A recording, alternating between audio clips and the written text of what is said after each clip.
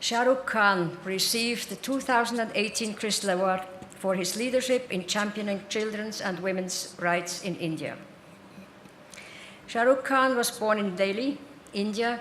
When his school teacher asked him what he wanted to be in the future, he said he would become a Bollywood star. Though his teacher tried to explain to him that his dream was unrealistic, his mother's response was, if Shah Rukh Khan says it will happen, it will happen. So the story goes.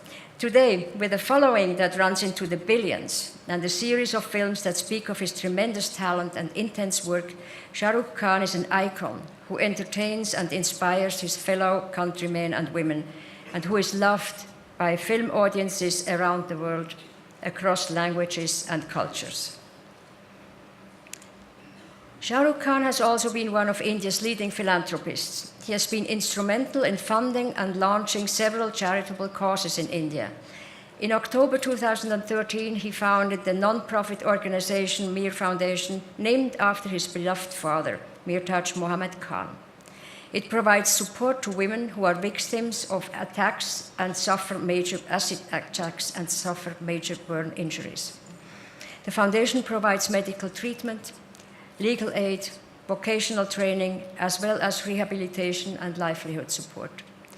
Shah Rukh Khan has also helped create specialized children's hospital wards and has supported childcare centers with free boarding for children undergoing cancer treatment. I would like to now ask Shah Rukh Khan to join me on stage.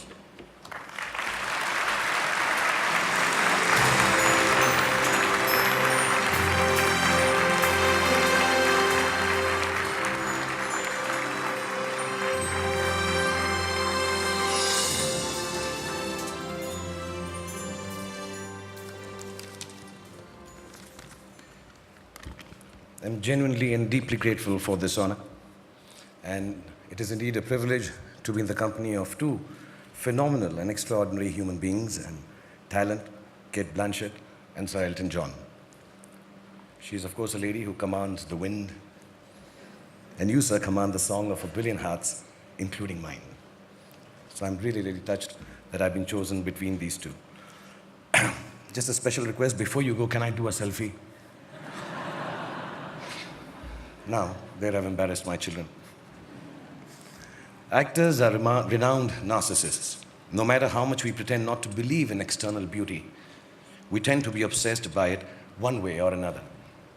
And perhaps being surrounded by this obsession of beauty, a few years ago I came across a lady who had been brutalized by an acid attack. And it kind of changed my life, or the perspective of it at least. To disfigure a woman by throwing acid on her face is, to me, one of the basest, crudest acts of subjugation imaginable. At the source of it lies the view that a woman does not have the right to assert her choice, to say no to the advances of a man or a group of people. And yet each of the women I met, I'd found within them the courage to move on with their lives and to reject the idea of victimhood. What struck me most about them was this, that what was done to them only made them braver and stronger and more able to free themselves to make the choices everyone around them was telling them they could not make, couldn't make, or should not make. From them I have learned how courage can catalyze victimhood into heroism, how solidarity rather than charity enables the human will to overcome, how equality is not a concept, but a truth that encompasses all living beings, and how the service of others is not a choice anymore for any of us. It is a duty that all of us must fulfill in the name of humankind. When I journeyed through the lives of these heroic women and children through the work of Mir Foundation, I experienced a complete reversal of perspective.